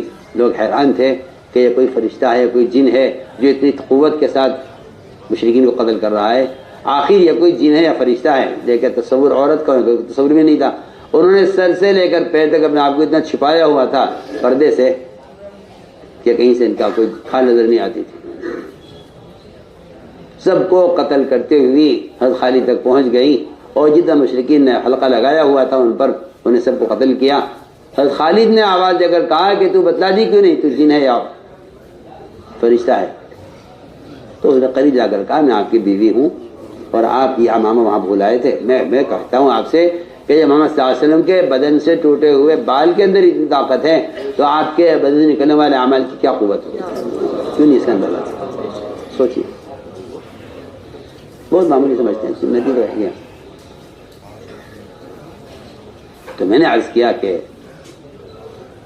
اتباع سنت کا رعب، اتباع سنت کا اتنا پریشان تھا فارس کا بادشاہ کہ اگر عمر زمین پر ہے تو میری بادشاہت کو خطرہ ہے۔ بتائیے، 1 مہینے کے مسافت کا رعب آپ کا تھا، 1 مہینے کے مسافت کا رعب عمر کا بھی ہے۔ جس رعب سے آپ کی مدد کی ہے بعین ہی، اسی رعب سے عمر کی مدد ہو رہی ہے۔ عمر رضی اللہ تعالیٰ عنہ، اس لیے آپ نے صاف فرمایا حدیث میں کہ عمر کے طریقے کو لازم پکڑنا، میرے بعد عمر کے طریقے کو لازم پکڑنا، کیا وجہ کیا تھی؟ وجہ یہ تھی کہ عمر رضی اللہ تعالیٰ عنہ اس معاملے میں بڑے سخت تھے، اس معاملے میں بہت سخت ہے۔ اللہ مجھے معاف کرے، اب تو ہمیں شکایت بھی ہوتی ہے اس بات سے کہ اچھے پڑھے لکھے ماشاءاللہ جن کا ذہن علم بھی دیا ہے، وہ بھی اس میں ہے کہ بھئی دیکھ لو سنت پر کہاں تک عمل کر سکتے ہو، کہاں تک نہیں کر سکتے۔ وہ مجھے تعجب ہوتا ہے کہ سنت سے ہٹ کر جواز کا فتویٰ دے دیتے ہیں، مجھے حیرت ہوتی ہے کہ کیسے جرأت ہو جاتی ہے، کیسے جرأت ہو جاتی ہے؟ کسی مفتی کی جرأت کیسے ہو جاتی ہے کہ وہ یہ کہہ دے کہ سنت تو یہ واقعی ایسے بھی کر سکتے ہیں؟ میں حیران ہوتا ہوں، اس صاف بات ہے، آپ کو شکایت تو آپ جانیں، مگر مجھے حیرت ہے اس میں۔ میں کہتا ہوں احیاء سنت جہاد ہے، جی ہاں، آپ سنت کے اختیار دے دیں اگر تو کچھ نہیں ہے، آپ نے سنت کے اختیار اگر دے دیا تو میں کہتا ہوں امحاء سنت کے لیے کافی ہے۔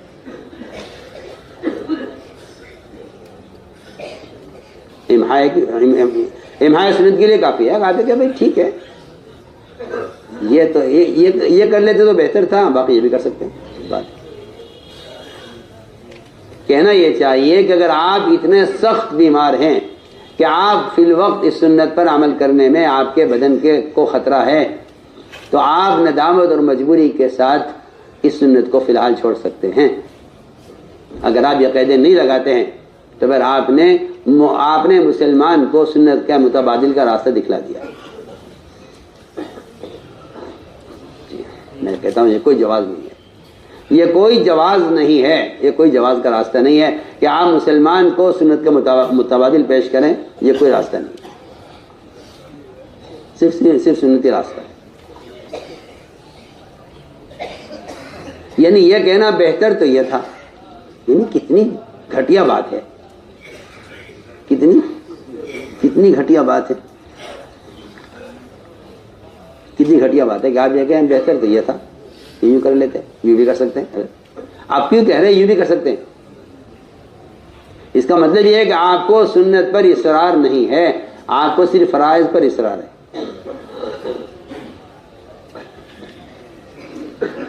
میں اس کو فقاہت نہیں سمجھتا، صاف بات ہے، اس کو فقاہت نہیں سمجھتا۔ فقاہت کا کمال اتباع سنت میں ہے، فقاہت کا کمال مجھے صاحب اتباع سنت میں ہے، فقاہت کا کمال۔ جی ہاں، لیکن اب میں یہ دیکھ رہا ہوں جی ہاں کہ فقاہت الگ ہو گئی، سنت الگ ہو گئی۔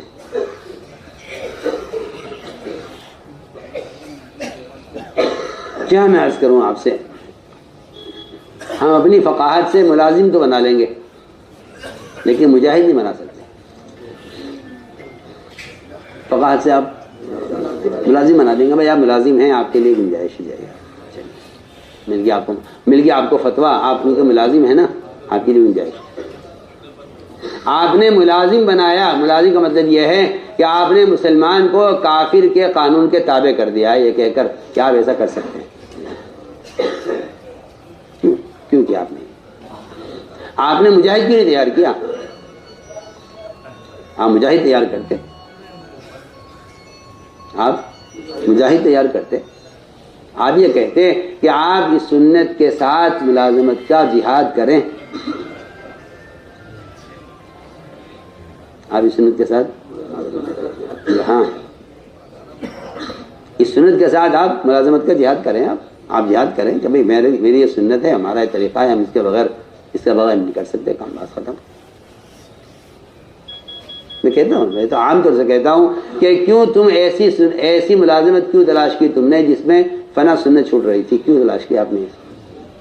آپ مٹی ڈھو لیتے،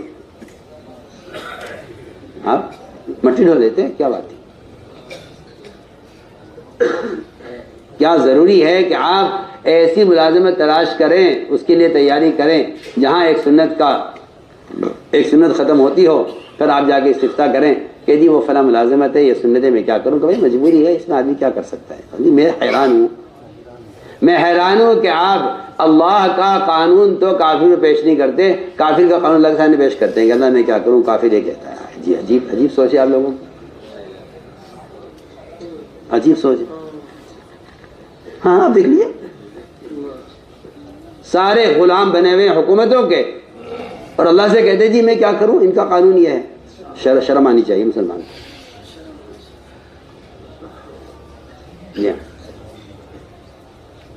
اور آپ کے لیے سہولت پیدا کرنے والے تو ماشاءاللہ قدم قدم پر مل جائیں گے، وہ کہیں گے آؤ ہم تمہیں آسانی کا راستہ بتاتے ہیں۔ جی ہاں، یسرا ولا تعسرا، گدھے ہیں جو کہتے ہیں کہ یسرا ولا تعسرا کا مطلب یہ ہے کہ آپ سنتوں پر اصرار نہ کریں، پاگل ہے وہ آدمی پاگل ہے، اس کا علم سے کوئی تعلق نہیں ہے جو اس حدیث کو یہاں استعمال کرے کہ بھائی سنتوں پر کر کے مشقت میں ڈالو کیونکہ اسلام میں آسانی ہے، تنگی نہیں ہے۔ جی ہاں، حالانکہ میں کہتا ہوں اتباع سنت میں فراخی ہے، اس کے ترک میں تنگی ہے، اس کے ترک میں تنگی ہے، آپ دیکھ لیجیے۔ آپ تو میں نے عرض کیا کہ اتباع سنت یہ ایک رعب کا ایک بنیادی سبب ہے۔ تیسرا سبب جس سے اللہ نے مدد کی اس امت کی اور اپنے غیر کا خوف ان کے دلوں سے نکالا ہے، خدا کی قسم وہ صرف دعوت اللہ ہے۔ آپ کی نماز، آپ کا روزہ، آپ کا حج، آپ کی زکوٰۃ، آپ کے ذکر و تلاوت، آپ کی انفرادی اعمال کتنے بھی زیادہ ہوں اور کتنے بھی صفت احسان سے مزین ہوں، لیکن میں آپ سے قسم کھا کر کہہ سکتا ہوں کہ مسلمان کے پاس دعوت اللہ سے بڑھ کر کوئی دفاعی طاقت نہیں ہے، کوئی دفاعی طاقت نہیں ہے۔ ان سارے اعمال کا مجموعہ بھی اپنے اندر وہ دفاعی طاقت نہیں رکھتا جو دفاعی طاقت دعوت میں ہے۔ آپ پڑھ لیجیے قرآن، آپ قرآن پڑھیے، آپ کو پتہ چلے گا کہ اللہ تعالیٰ نے اپنے غیر کا رعب، اپنے غیر کا خوف مومن کی دل سے نکالنے کے لیے اس کو تبلیغ دین کا حکم دیا ہے، اس کا حکم دیا تبلیغ دین. جی صاف فرمایا ہے الذین یبلغون رسالات اللہ، جو اللہ کے دین کا پیغام لوگوں تک خود پہنچاتے ہیں، اللہ تعالیٰ ان کے دلوں سے اپنے غیر کا رعب اور خوف نکال دیں گے. صاف بات لا یخشونہ ولا یخشون احد الا اللہ، کہ ہمارا وعدہ ہے یہ کہ جو لوگوں تک ہمارے دین کا پیغام خود پہنچائیں گے. الذین یبلغون کا لفظ ہے، یرسلون کا لفظ نہیں ہے. جی ہاں، اس لیے میں کہتا ہوں کہ دین کے پیغام کو ارسال کرنے سے آپ وہ مدد حاصل نہیں کر سکتے جو مدد اور رعب آپ کو ملے گا اللہ کی طرف سے دین کا پیغام خود پہنچانے پر. اس لیے یبلغون کا لفظ ہے قرآن میں، یرسلون کا لفظ نہیں ہے. الذین یرسلون رسالات اللہ نہیں، یبلغون. جی ہاں، کیونکہ بات بالکل حق ہے کہ تبلیغ کا عمل، تبلیغ کا فریضہ بدن سے متعلق ہے، قلم سے فریضہ ادا نہیں ہوگا، قلم سے فریضہ پکی پکی بات ہے. ہمارے ایسا محفوظ چھپا ہوا ہے، فرماتے تھے کہ قلم سے دعوت دینا ایسا ہے جیسا پانی کے ہوتے ہوئے تیمم کرنا، کہ تیمم آپ کا باطل ہوگا. پکی بات ہے. جس طرح پانی پر قدرت ہے آپ تیمم باطل ہوگا، آپ کو قیام پر قدرت ہے تو آپ کا قعود باطل ہوگا. اس طرح آپ کو بدن پہ قوت ہے دعوت دینے کی تو آپ اس کو کسی ذریعے سے فریضہ ادا نہیں کر سکتے. صاف صاف بات ہے.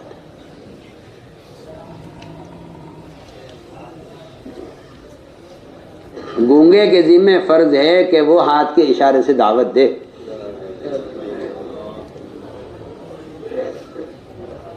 گونگے ذمہ فرض ہے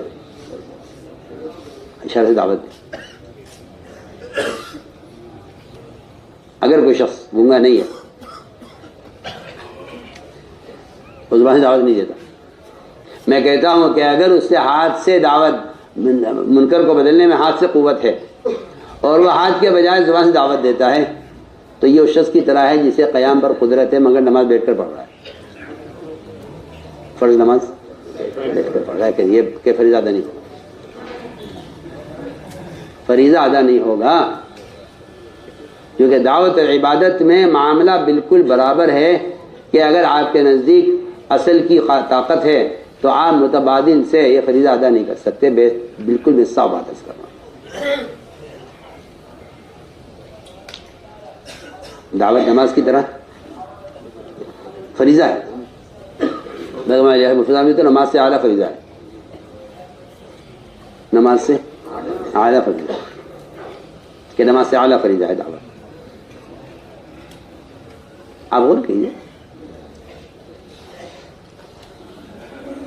صحابہ کرام جس طرح سے اس کو لے کر پھرتے تھے اور بڑے بڑے بادشاہ ان فقراء صحابہ سے ایسے مرعوب ہوتے تھے کہ ان کے مطالبات کو خود پورا کرتے. جس طرح یہ کر رہے ہیں کر لو، جس طرح یہ کر رہے ہیں کر. ابن عامر رضی اللہ تعالیٰ عنہ شرطیں لگاتے رہے اور بادشاہ ان کی شرائط کو منظور کرتا رہا. جی ہاں،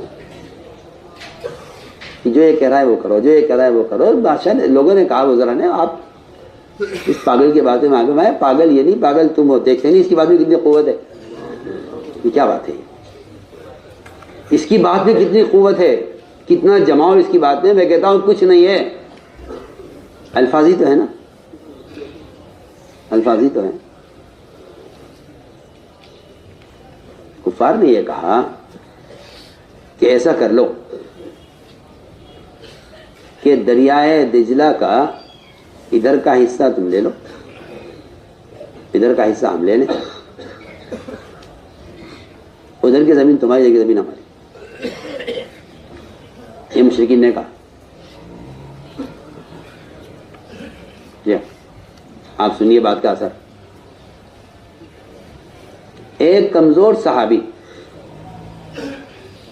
انہوں نے یہ کہہ دیا ایک مشرک سے صرف کہ تم تو کہہ رہے ہو ادھر کا حصہ تمہارا ادھر کا ہمارا، آدھا دریا تمہارا آدھا دریا ہمارا، اور ہم آپ سے کہتے ہیں کہ ہم اپنی زمین کے آخری درخت کے پھل کو تمہاری زمین کے درخت پر جو آخری درخت ہے اس پر جو شہد کا چھتا لگا ہوا ہے ہم اس کے ساتھ ملا کر کھائیں گے۔ جی ہاں، کوئی بہت بڑی تقریر، کوئی بہت بڑی دلیل، کوئی بہت بڑی قرآن کی آیت، کوئی ایسا کچھ نہیں، اتنی بات کے جواب بس کہ تمہاری زمین کا جو آخری درخت ہے ادھر اس پر جو شہد کا چھتا لگا ہوا ہے اس شہد کو اور اپنی زمین کے آخری درخت کے پھل کو ساتھ ملا کر کھائیں گے ہم، یعنی زمین یہاں سے لے کر وہاں تک ہماری ہے، درمیان سر دریا ہمارا ہے۔ اتنی سی بات کہ مسلمانوں کی زمین پر قبضہ کیا ہوا، انہوں نے اتنی بات کہہ دی۔ یہ بات ایک مسلمان نے ایک مشرک سے کہی، سارے مسلمان جمع ہو کر نہیں کہی، ایک فرد کی بات، اور کفار میں سے بھی ایک فرد سے کہی، اس نے اس بات کو جا کر نقل کر دیا کفار میں کہ بھائی ان کے ایک آدمی نے یہ کہا ہے۔ اتنا سنتے ہی وہ سب وہاں سے بھاگے، علاقہ سارا خالی کر دیا، ہر ایک ڈرا ہوا تھا کہ یہ کیا کہہ دیا، سارے بھاگ گئے۔ ایک آدمی بوڑھا آدمی تھا، اس سے بھاگا نہیں جا رہا تھا، اس سے پوچھا بھائی تم کیوں بھاگ رہے، کیا ہوا؟ کہ بھائی تمہارے ایک آدمی نے یہ بات کہی ہے، تمہارے ایک آدمی نے یہ بات کہی ہے۔ کس نے کہی جی یہ انہوں نے کہی ہے۔ میں نے پکڑا صحابی کو کہ بھائی تم نے کیا کہہ دیا، یہ سارے بھاگ رہے ہیں تمہاری ایک بات کی وجہ سے۔ کہنے لگے خدا کی قسم میں نے تو کچھ بھی نہیں کہا، کہ تم نے یہ نہیں کہا کہ تم ہم ادھر کا پھل جیسے کہ شہد سے کھائیں گے، کہ نہیں میں نے نہیں کہا۔ وہ کہتے نہیں اسی نے کہا ہے۔ روایت میں ہے کہ فرشتہ ان کی زبان پر بول کر چلا گیا دیا۔ اس فرشتے کی بات کا اتنا اثر ہے کہ اس کو مشرک نے جا کر نقل کیا اپنے سارے کفار و مشرک کے درمیان، تو وہ سارے دشمن زمین چھوڑ کر بھاگ گئے۔ آپ سے اندازہ کر لیجیے، بات کے نقل کرنے میں اتنا رعب ہے تو اصل کی بات میں کتنا رعب ہوگا اندازہ۔ میں عرض کر رہا ہوں ایک حقیقت ہے، لوگ سمجھتے ہیں کہ بس خروج تو ایسے ہی ہے، اس کا جی چاہے نکل جائے کہ چاہے نہ نکلے، جی ہاں کوئی لازمی نہیں ہے۔ جی ہاں آج بھی لوگوں کا خیال یہ ہے کہ یہ قتال کے فضائل کو تبلیغ میں استعمال کرتے ہیں۔ مجھے اس سوال پر تعجب ہے، مجھے اس سوال پر انتہائی تعجب ہے، مجھے اس سوال میں انتہائی تعجب ہے، اس اعتراض پر بھی حیرت ہے کہ دعوت کا فریضہ جو اقامت دین کے لیے تھا اور نفر کے سارے فضائل جو اقامت دین کے لیے تھے اسے عارض پر محمول کر کے چھوڑ دیا۔ یہ بڑے افسوس کی بات ہے۔ میں کہتا ہوں امت کی اصلاح کی وجہ یہی ہے۔ اب سوچئے نا، اگر باطل آپ سے دوستی کر لے تو کیا دعوت کا فریضہ ختم ہو جائے گا؟ سوچئے آپ، یہ کیا بات ہوئی کہ یہ تو قتال کے فرائض ہیں، یہ تو قتال کے فضائل ہیں۔ اگر قتال ختم ہو جائے اور باطل آپ سے مصالحت کر لے اور آپ سے لڑائی نہ وہ، تو میں تو آپ سے بالکل بے تکلف کرتا ہوں کہ جس رعب سے اللہ نے مدد کی اس امت کی، وہ اصل رعب نقل و حرکت کا ہے، اور وہ رعب خود دعوت امت تک، خود ان کی دعوت پہنچانے کا رعب ہے۔ یہ قرآن صاف کہا ہے کہ اللہ کے دین کا پیغام لوگوں تک خود پہنچاتے ہیں، ہم ان کے دل سے اپنے غیر کا خوف نکال دیتے ہیں۔ اس لیے میرے دوستو عزیزو، یہ 3 اسباب ہیں قرآن کے اندر جس سے اللہ تعالی نے اس امت کو غالب رکھا تھا اور ساری اقوام باطلہ اس سے مرعوب تھی۔ وہ 3 چیزیں تھیں: آپس کی اجتماعیت، اتباع سنت اور دعوت اللہ۔ اس لیے ہمارا دل چاہتا ہے کہ ہمارے سارے ممبروں سے خروج کے فضائل اس طرح بیان کیے جائیں کہ عام سے عام مسلمان اس راستے میں نہ نکلنے کو اپنے لیے گناہ سمجھنے لگے کہ مجھ سے گناہ ہو رہا ہے، صاف بات، مجھ سے گناہ ہو، اس سال کا خروج چھوٹ گیا، مجھ سے گناہ ہو گیا۔ ایک سال کا خروج چھوٹ جانے میں آدمی اپنے آپ کو مجرم یقین کرے، اپنے آپ کو مجرم یقین کرے کہ مجھ سے جرم ہو گیا۔ یہ امام صاحب فرماتے تھے کعب بن مالک کے واقعے میں جو ہنگامہ ہوا ہے، اس ہنگامے کا مقصد ہی یہ بتانا تھا امت کو کہ اللہ کی ناراضگی کا سب سے بڑا سبب اس راستے میں نکلنے میں تاخیر کا ہونا ہے۔ اس صاف فضل کے بیان سے نقل کرا کہ اتنا ہنگامہ اس لیے ہوا ہے تاکہ امت سمجھے کہ صرف کبائر یہی نہیں ہے کہ آپ شراب پی لیں، نعوذ باللہ، زنا کر لیں یا نماز چھوڑ دیں یا چوری کر لیں، نہیں، ان سارے جرائم کے عام ہونے کا جو بنیادی سبب ہے خروج کا چھوٹ جانا، وہ سب سے بڑا عذاب کے آنے کا سبب یہ بنے گا، سب سے بڑا عذاب کے آنے کا سبب یہ بنے گا۔ مجھے سب صاف ملفوظ ہیں، اس راستے میں نکلنے میں کوتاہی موجب عذاب ہے، یا ہے، اس لیے میرے عزیز دوستو ہمتیں کرو اور قدم اٹھاؤ۔ ہر سال 4 مہینے، ہر سال 6 مہینے، یہ عمومی آواز اس کی ہونی چاہیے۔ ہمتیں کر کے